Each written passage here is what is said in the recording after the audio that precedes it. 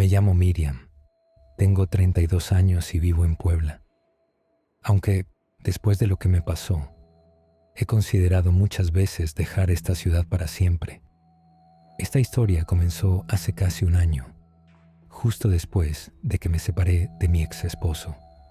Fue un proceso muy duro. Terminé vaciando una casa que me dolía y con la necesidad de desaparecer del mundo. No quería estar con mi familia, ni en casa de amigas. Necesitaba silencio, soledad, empezar desde cero. Fue así como encontré una casa vieja, muy vieja, en el callejón 11 del centro histórico. Estaba maltratada, con paredes húmedas y un olor encerrado, pero tenía lo que necesitaba. No tenía historia mía y era barata. Recuerdo que cuando fui a verla, la señora que me la rentó fue amable, pero rara. Justo antes de darme las llaves, me dijo con una cara seria, casi nerviosa: «Nomás no mueva nada del cuarto principal, sí. Y no duerma ahí la primera noche». No me lo dijo como advertencia, sino como súplica. Pero yo ya estaba harta de que todo el mundo me dijera lo que tenía que hacer, así que no le hice caso. Esa noche llegué con una maleta y un colchón inflable, pero al ver la cama, que ya estaba ahí, una cama antigua, de madera pesada y cabecera tallada, decidí usarla. No pensé en supersticiones ni en malas vibras, solo quería descansar. Me acosté. Había silencio. No de ese que da paz, sino ese que parece que escucha. Cerré los ojos y, sin darme cuenta, me dormí. Pero a las 3 en punto de la mañana, abrí los ojos de golpe. No fue un ruido, fue una sensación. Sentí como si alguien más estuviera en el cuarto. No me moví, solo miré hacia la esquina y juraría que vi una silueta, quieta, como si me observara. Encendí la lámpara y no había nadie, pero cuando me acomodé otra vez, noté que el lado izquierdo de la cama estaba frío, no fresco, frío, como si alguien más hubiera estado ahí hace poco. Esa fue mi primera noche. La segunda noche fue mucho peor. Esta vez no dormí profundamente. Me despertaba y volvía a dormirme. Pero a eso de las 2:50 de la mañana, algo me despertó. Y esta vez lo vi. Había un hombre sentado en la esquina del cuarto, muy delgado, con la piel casi pegada a los huesos y unos ojos hundidos. No me gritó, no se acercó, solo me miraba. Y con una voz tan bajita que apenas podía entender me dijo: «Devuélveme mi lugar». No me pude mover. Fue como si mi cuerpo se congelara. Cuando por fin encendí la luz, no había nadie, pero el aire olía a polvo y a cigarro viejo, y el espejo de la cómoda tenía una huella, una mano marcada con mugre. Me quedé despierta hasta que amaneció. Al día siguiente fui con la señora que me la rentó. Le conté lo que había visto. Me miró con cara de resignación. No parecía sorprendida. Solo me dijo: «Ese cuarto era del profesor Agustín. Murió ahí. Nunca tuvo hijos. Nunca salió». Volví a la casa con un nudo en el estómago. Revisé el armario, por impulso, y encontré algo clavado entre los tablones del fondo. Una nota vieja, casi ilegible. Decía: «Mientras alguien duerma en su cama, él no se irá». Esa noche dormí en el sofá, o al menos lo intenté. Pero justo a las 3 de la mañana, la radio, que estaba desconectada, empezó a sonar. Un vals, uno muy viejo. Pasé los siguientes días con miedo. No solo se trataba de verlo, lo sentía, en cada cuarto, en cada objeto viejo. A veces escuchaba pasos en el techo, otras veces respiraciones detrás de la puerta. Llamé a un padre para que bendijera la casa. Apenas cruzó la puerta, se quedó pálido. Dijo que había algo ahí que no era humano, y no quiso continuar. Esa misma noche intenté razonar con él. Le hablé en voz alta, como si me pudiera escuchar. Ya me voy. Quédate con tu casa. Solo déjame en paz. Fue la noche más larga de mi vida. Las luces se apagaban solas. La cama se hundía como si alguien se acostara. Y en la madrugada lo vi en el pasillo, mirándome. Solo eso, mirándome. A la mañana siguiente metí mis cosas en el coche y me fui sin cerrar con llave. Quise dejarle la casa abierta, como pidiéndole perdón. Nunca volví a entrar, pero a veces, cuando paso por el callejón 11 por error, miro hacia arriba, a la ventana del cuarto principal. Siempre hay una sombra, una figura, y sé, sin dudarlo, que el profesor Agustín sigue ahí, esperando que nadie más ose ocupar su lugar. Me llamo Mariana, tengo 28 años y hasta hace poco vivía en la Ciudad de México. Siempre fui muy independiente, terca, como dirían mis papás. Cuando decidí irme a vivir sola, todo el mundo me decía lo mismo, que era peligroso, que tuviera cuidado, que no confiara en nadie. Pero yo ya no quería compartir renta, ni depender de nadie. Quería mi espacio. Estaba buscando departamentos baratos y encontré uno que me pareció perfecto. Estaba en la colonia Doctores, en un edificio muy antiguo de fachada amarilla, con detalles de herrería en las ventanas y un elevador de esos viejitos que crujen cuando suben. El 204.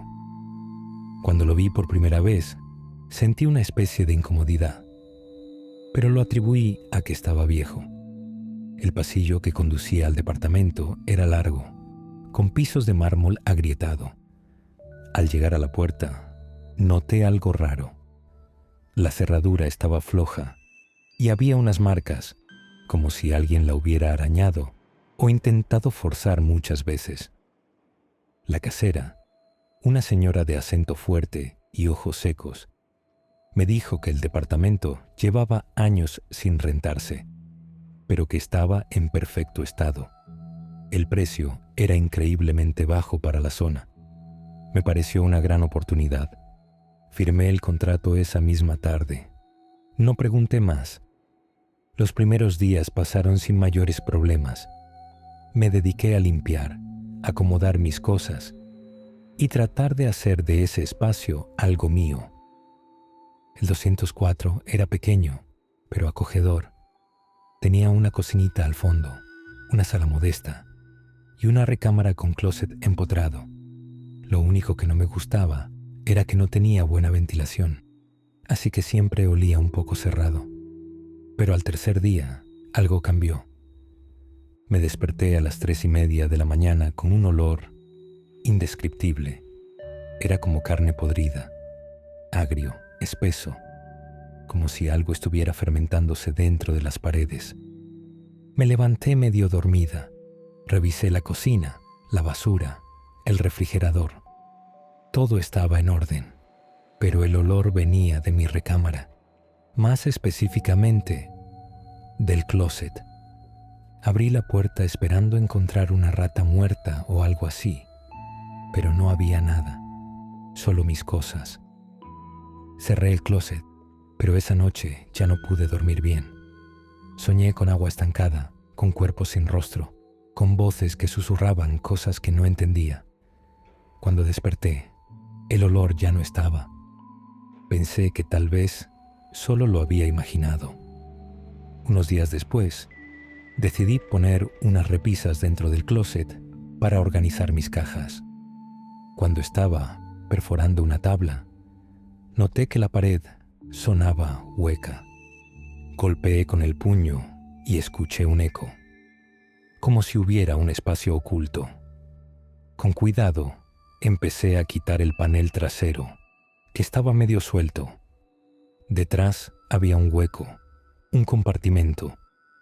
Ahí dentro encontré una caja de madera, muy vieja, cubierta de polvo.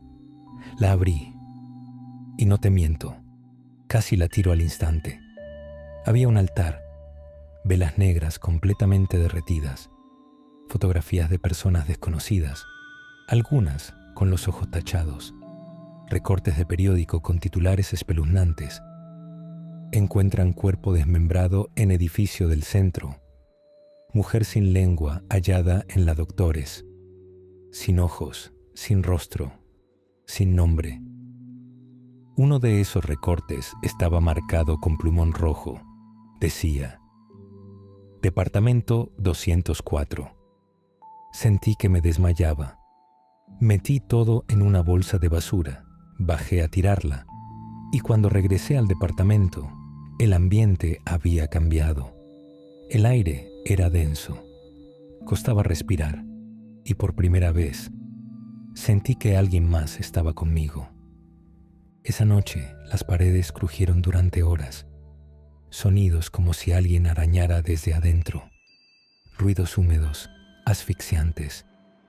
A las 3 de la madrugada exactas, escuché 3 golpes, pausados, claros.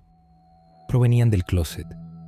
Me armé de valor, agarré un bat que tenía junto a la cama y abrí la puerta. No había nada, pero en la parte interna había 3 marcas, como si algo con uñas largas hubiera raspado la madera. Me eché agua en la cara. Pensé que estaba sugestionada, pero al mirar por la ventana, vi que el edificio estaba completamente oscuro, sin luz en ningún piso, sin sonido. Era como si ese lugar estuviera aislado del resto del mundo. Esa noche no dormí. Me quedé en el sillón con todas las luces encendidas. 2 días después, conocí a un vecino. Un señor del 301 que apenas me vio, me dijo en voz baja: ¿Está usted en el 204? Asentí. Usted también la va a ver. Todos la ven. Le pregunté de qué hablaba, pero no quiso decir más. Solo me miró con lástima. Esa misma noche tuve un sueño extraño. Una mujer parada frente a mi cama, cubierta de sangre, con los ojos completamente negros. Su boca estaba cosida, literalmente cosida con hilo negro. Quise gritar, pero no pude. Ella se inclinó hacia mí y me susurró algo que no entendí. Me desperté sudando, con la garganta seca. Fui al baño a tomar agua y en el espejo, escrito con el vapor, había una frase: no estás sola. Esa fue la gota que derramó el vaso. Esa misma madrugada, metí mis cosas en una maleta, tomé un taxi y me fui a casa de una amiga. Al día siguiente, volví solo para entregar las llaves. Le dije al casero que no podía quedarme, que algo pasaba en ese departamento. Él solo me miró fijamente y me dijo, sin parpadear: también la vio a ella, la mujer del closet. Me fui sin responder. No quise saber más. Hoy ya no vivo en la Doctores, pero hace poco una amiga me mandó un video viral de TikTok. Una chica hablaba de un altar extraño que encontró en su closet, en el departamento 204. El mismo. Nadie vive ahí por mucho tiempo, pero siempre hay alguien adentro, aunque no esté vivo. Me llamo Oscar. Tengo 35 años y soy programador freelance. Siempre he sido de ciudad, ruido, tráfico, prisas. Pero hace unos meses sentí que ya no podía más. Ansiedad, insomnio, agotamiento. Una amiga me recomendó que me alejara de todo por un tiempo. Me pasó el contacto de un señor que rentaba una cabaña cerca de una laguna, a 2 horas de Morelia. Ahí no llega el celular, ni el internet. Pero es paz pura, me dijo. La idea me atrajo. Era lo que necesitaba. Silencio, naturaleza, resetear mi cabeza. El lugar era precioso al principio. Árboles altísimos, neblina por las mañanas, el agua quieta de la laguna reflejando el cielo. Pero desde el primer día, algo no cuadraba. La cabaña tenía crucifijos clavados en todas las puertas, incluso dentro del closet, en el techo, en el baño. Pensé que era algo típico del dueño, hasta que vi que una de las cruces tenía algo escrito con marcador rojo. No abras después de medianoche. Me reí. Pensé que era una advertencia supersticiosa. No sabía que era una advertencia literal. La primera noche dormí profundo, pero me desperté a las 3:17 de la mañana por un ruido. No fue un grito, ni un golpe. Fue una respiración, muy cerca. Me quedé inmóvil en la cama. Sentía como si alguien estuviera parado justo al lado. Alcancé a ver, por el reflejo de la ventana, una figura, alta, inmóvil. Cuando giré la cabeza, no había nada, pero el aire olía raro, como humedad encerrada mezclada con tierra mojada. Al día siguiente, no me sentía descansado. Me dolía la espalda, como si hubiera dormido sobre piedras, pero el colchón estaba normal. Pensé que era estrés acumulado. Tal vez mi mente seguía alterada. Pero esa misma noche, todo empeoró. Al segundo día decidí explorar un poco. Caminé alrededor de la laguna. A unos 300 metros de la cabaña encontré una especie de piedra enorme, cubierta de musgo y tierra. Pero no era una piedra, era un altar. Estaba tallado con símbolos que no reconocí. En el centro, una cruz invertida grabada en lo que parecía ser hueso incrustado. Alrededor había ramas rotas y marcas de fuego viejo, como si ahí se hubiera hecho algún tipo de ritual. Cuando toqué la piedra, el viento se levantó de golpe y juro que escuché algo en la laguna, un lamento. No era un animal, era una voz. Regresé rápido. Ese día no salí más. Cerré las cortinas y puse música con la poca batería que me quedaba. Pero a la medianoche, la música se detuvo. La batería seguía al 40%. El reproductor se apagó solo. Y desde afuera, del bosque, comenzaron a escucharse pasos. Me quedé en el sillón, cubierto con una cobija, esperando que amaneciera. Pero a la 1 de la mañana, escuché que tocaron la puerta. 3 golpes. No abrí, no me moví. Pero quien fuera, se quedó ahí. Podía sentirlo. Pasaron minutos, tal vez una hora. No volví a escuchar nada, hasta que la silla del comedor se arrastró sola. Me levanté como pude y cerré con seguro todas las ventanas.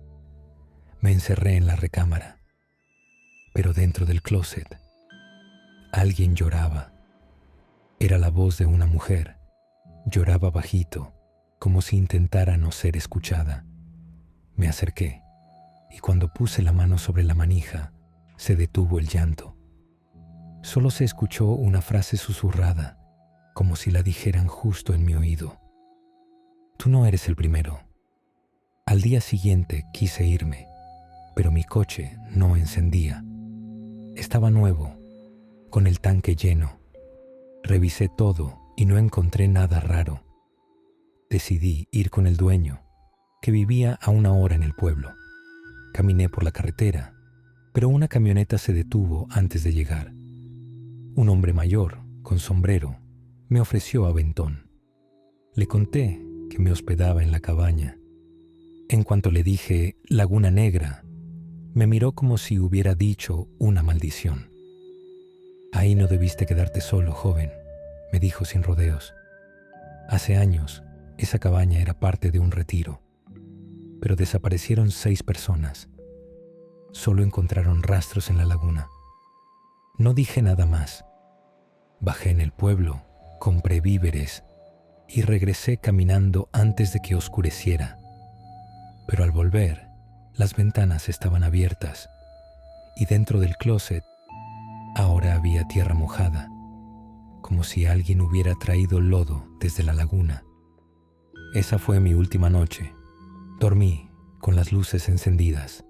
Crucé la cama con sillas. Puse sal en las puertas, lo que fuera.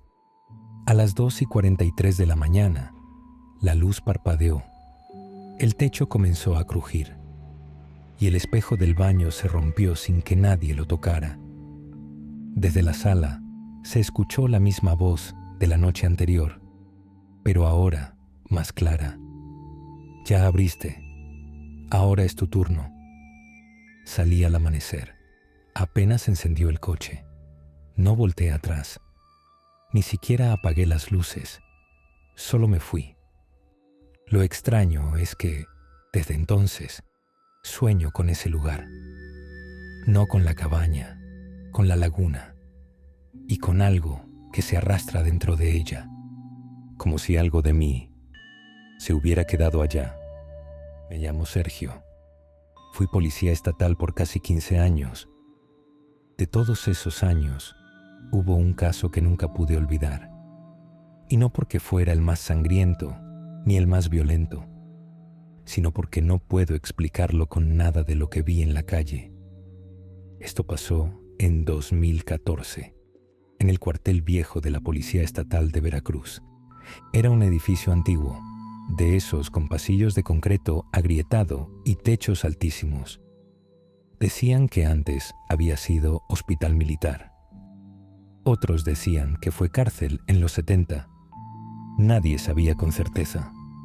Lo que sí sabíamos era que por las noches el edificio hablaba. Se escuchaban pasos donde no había nadie, se apagaban las luces de golpe y a veces escuchábamos que alguien lloraba en las celdas que ya no usábamos. Pero todo eso lo tomábamos a broma.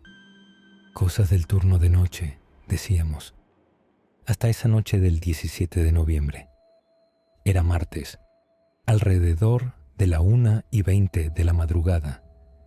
Estábamos en la sala de monitoreo cuando entró una llamada por la línea directa del cuartel. ¿Cuántos oficiales están esta noche?, preguntó una voz de hombre, seca, sin identificar.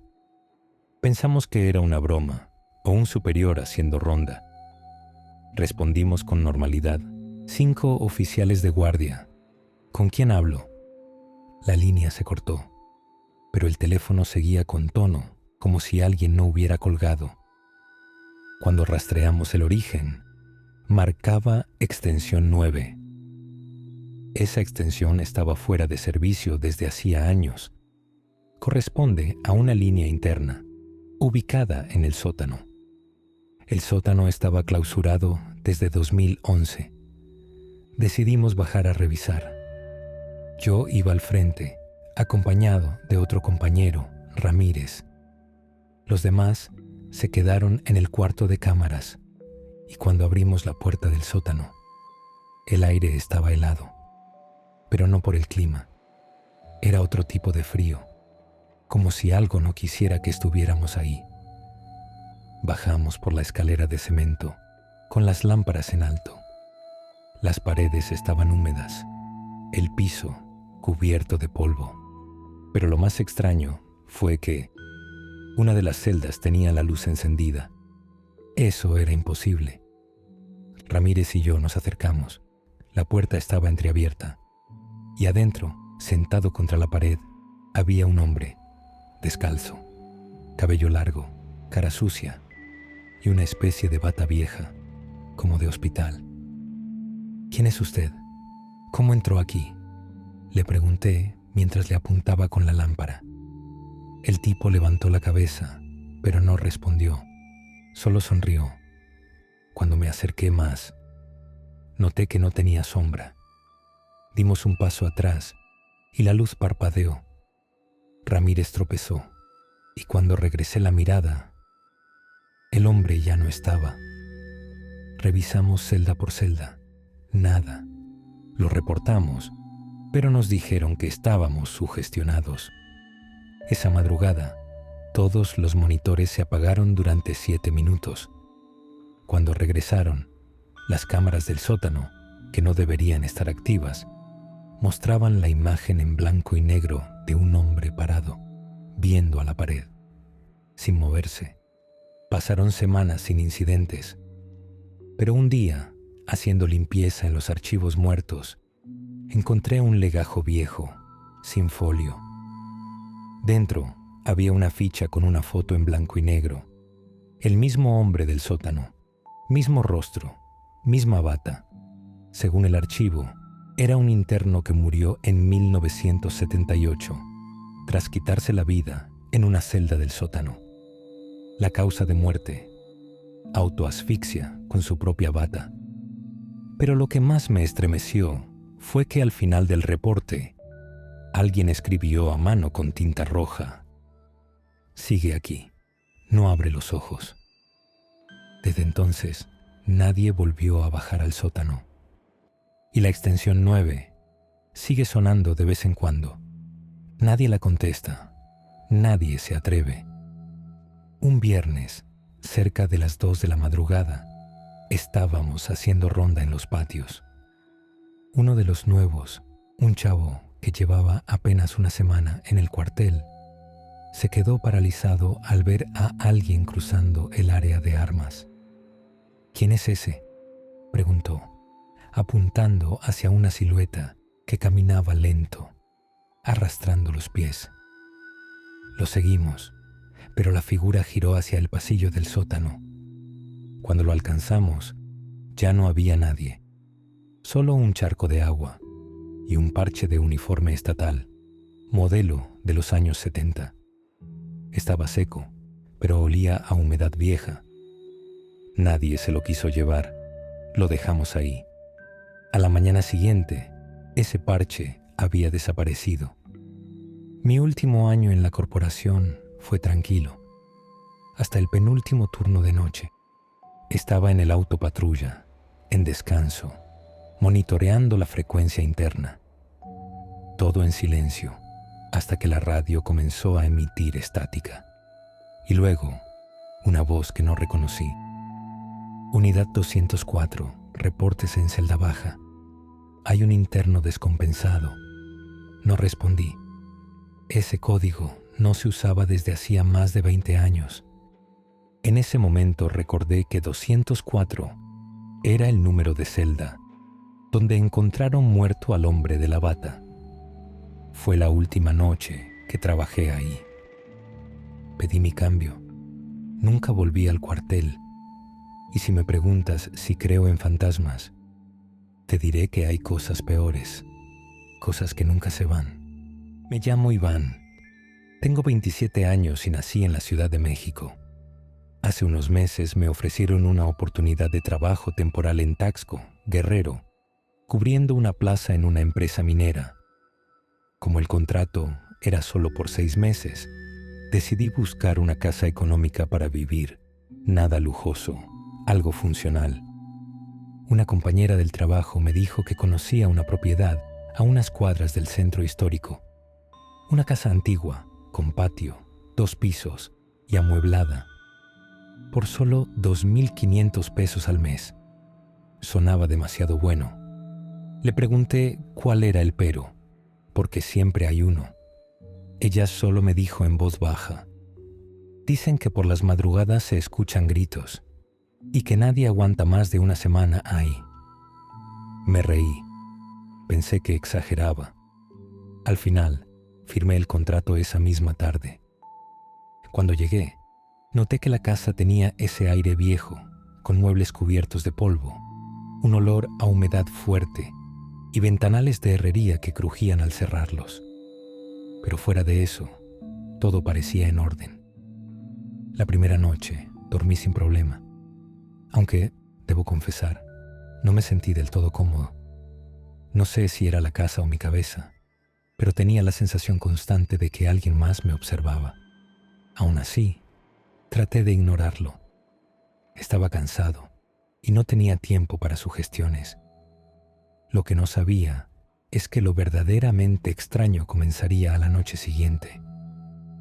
La segunda noche fue diferente. Me desperté sobresaltado a las 3:11 de la madrugada. No por una pesadilla, sino por un sonido agudo, casi desesperado.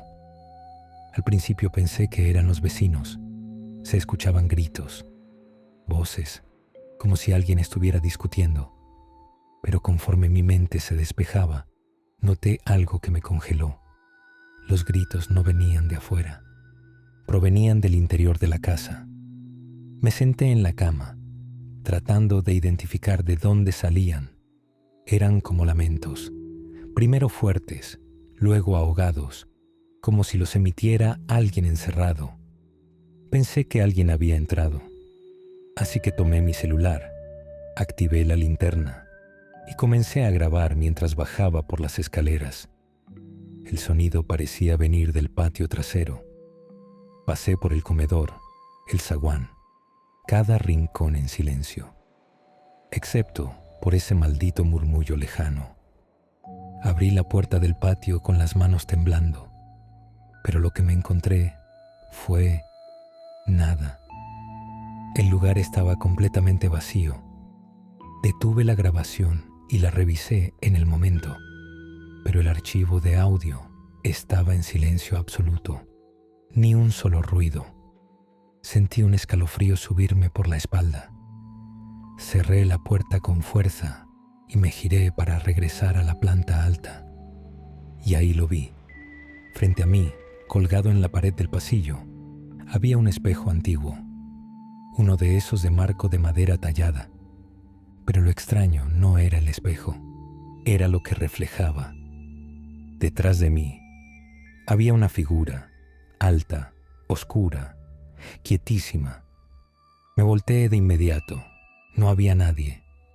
Solo el pasillo vacío, iluminado por la tenue luz del foco del techo. Desde ese momento dejé todas las luces prendidas y esa noche no volví a cerrar los ojos.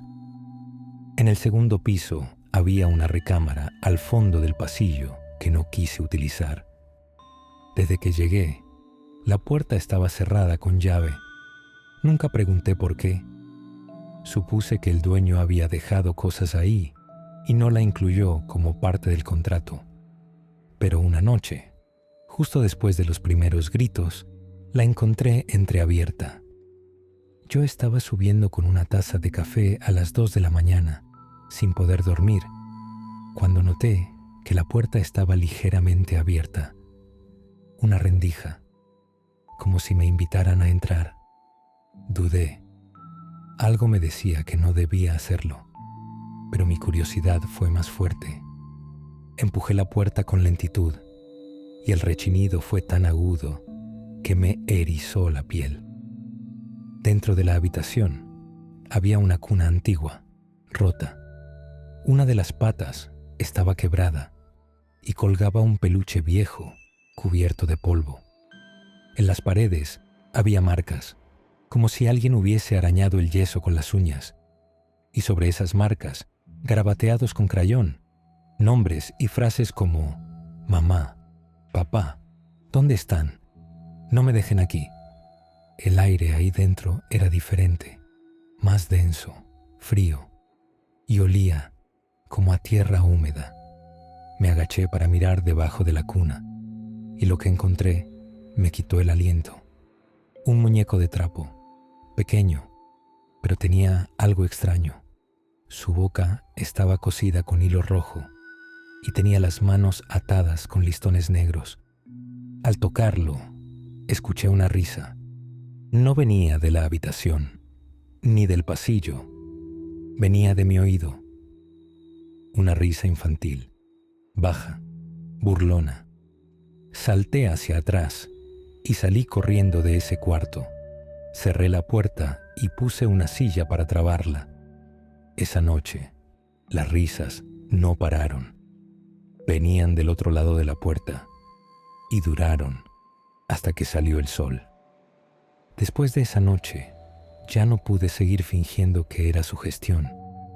Algo vivía en esa casa, algo que se alimentaba del miedo. Lo más extraño ocurrió la madrugada del viernes. Me había quedado dormido en el sillón de la sala con la televisión encendida. A las 3:11 exactas, la pantalla se puso negra. Ni ruido, ni imagen, solo un reflejo. En ese reflejo, vi a una familia detrás de mí. Una mujer con sangre en el rostro, 2 niños tomados de la mano y un hombre que me miraba directamente. No me atreví a girar. Cerré los ojos. Cuando los abrí, ya no estaban. Subí corriendo por mis cosas. Decidí irme esa misma madrugada, pero las puertas no se abrían, ni las ventanas.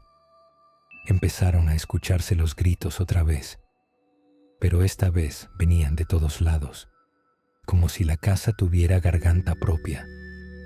Me encerré en el baño y llamé al 911. Nadie respondió. Solo se escuchó interferencia y luego una voz que decía: «Ya eres parte de esta casa». Lo siguiente que recuerdo es despertar en el hospital. Me dijeron que una patrulla me encontró gritando, golpeando la puerta de la casa. Estaba solo. Dicen que hablaba con alguien, pero que ahí dentro no había nadie, nadie más. Me regresé a Ciudad de México. Bloqueé todo contacto con la gente del trabajo. Juré no volver. Pero una semana después, me llegó un sobre sin remitente. Adentro había una copia del contrato de arrendamiento y una nota escrita con tinta roja. «Esto no termina hasta que regreses». Desde entonces, todas las noches a las 3:11, vuelvo a escuchar los gritos. Aunque estoy lejos, aunque cerré esa puerta, es como si la casa me hubiera seguido, como si no me hubiera rentado a mí, sino yo a ella. Mi nombre es Tania. Tengo 24 años y soy de la Ciudad de México. Hace poco me independicé. Ya no aguantaba la convivencia en casa de mis papás, así que busqué una renta económica por mi cuenta. Lo que encontré fue demasiado bueno para ser cierto. Un cuarto de azotea en Tepito por solo 1,000 pesos mensuales.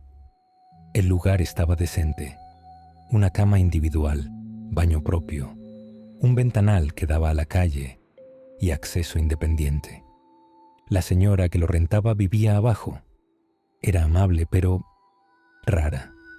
Siempre me pedía que no bajara al cuarto del fondo y que por las noches no hiciera ruido después de las 3 de la mañana. Pensé que era supersticiosa o que simplemente tenía sus reglas. Yo solo quería paz y privacidad.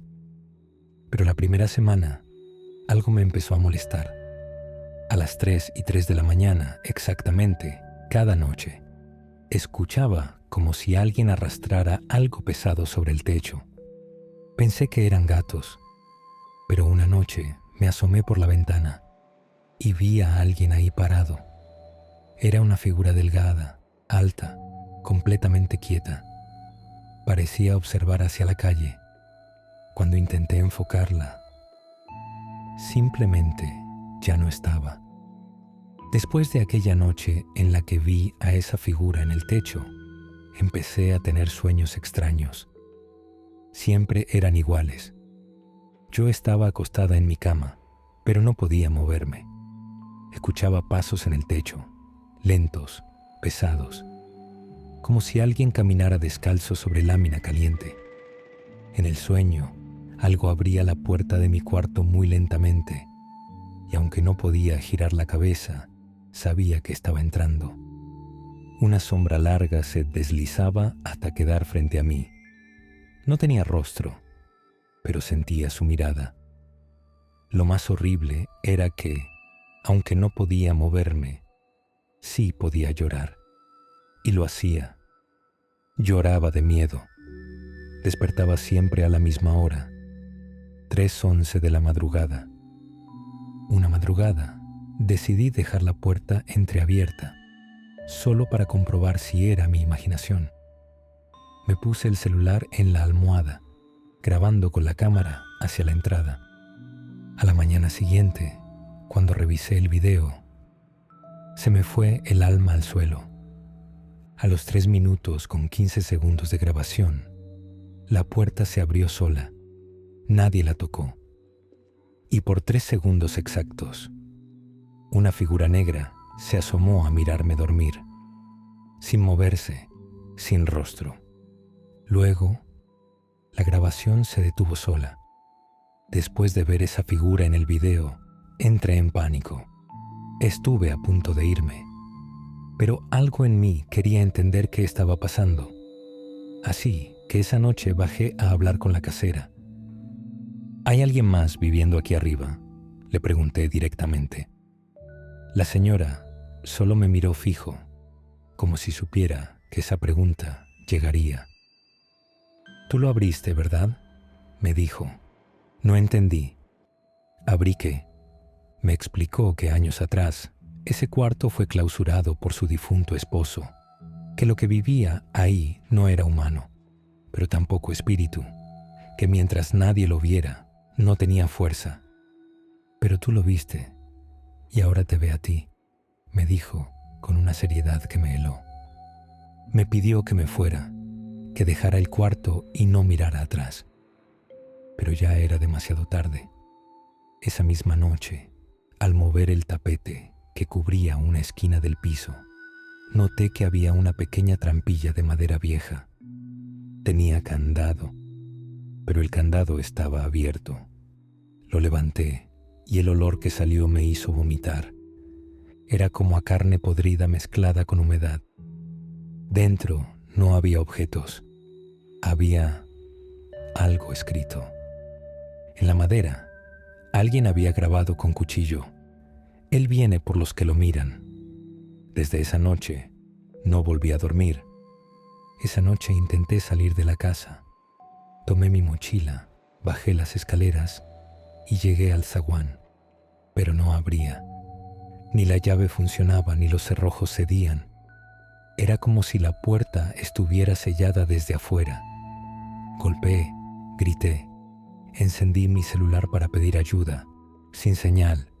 En eso, escuché algo detrás de mí. No pasos, no voces, respiración. Volteé lentamente y lo vi. Estaba parado al fondo del pasillo, justo debajo del foco fundido. Alto, delgado, cubierto por una sombra que lo hacía parecer líquido, borroso, como si vibrara. No tenía ojos, solo un hueco donde debía ir su rostro. Me quedé paralizada. El miedo no me dejó ni gritar.